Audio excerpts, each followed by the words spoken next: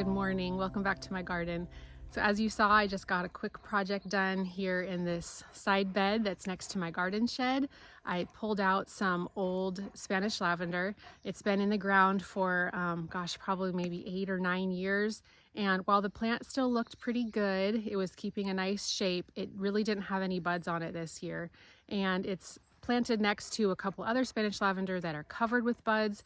So I just had the feeling that now was the time to take them out, kind of replenish the space. And they were kind of overshrouding some shrubs that were behind it. And I don't know, sometimes, you just feel like a space needs a little bit of a refresh, a little bit of a change. So I pulled those out and put in some new, just a covering of some garden soil that I had left over from another project. It was soil, some peat moss, and some compost, basically what was in it. And so I just put that over the bed just because it's been completely covered by the lavender for the last several years, and wanted to be able to, as I dug my holes, I wanted to get some of that good stuff down into the holes before I went in and planted. So let's just look really quick at what we...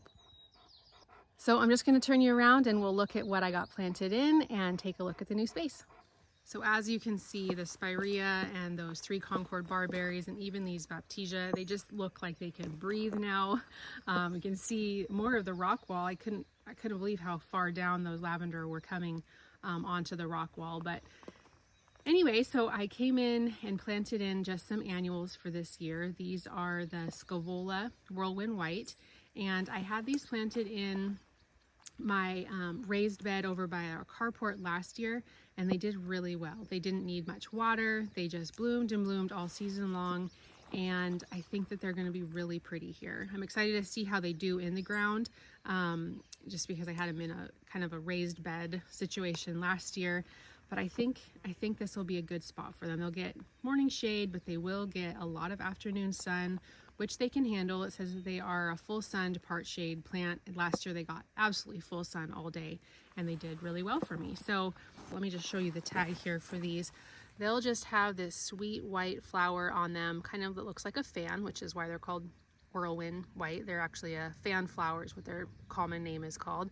It says that they'll spread 8 to 14 inches, and I thought it was kind of interesting, or 8 to 14 inches tall, but I thought it was interesting on the tag it actually doesn't have a spacing minimum.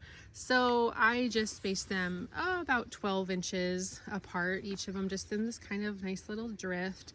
I'll have to watch how this one does because I did plant that in among the rocks, and I don't know if that soil was really quite compacted and quite solid. So we'll see how that one does. If it doesn't do well, I can always move it back here into that spot. I am glad to have this planting done. I didn't know exactly what I was going to put here, but I had these Scaevola that I had purchased for containers on the back patio, but then I decided just to do something different in those.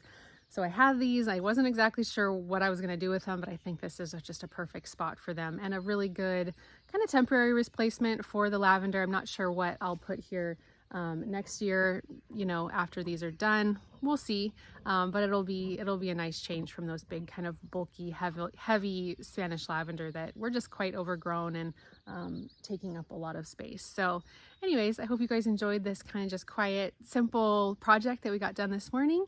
And yeah, thanks for joining me. We'll see you in the next video. Bye.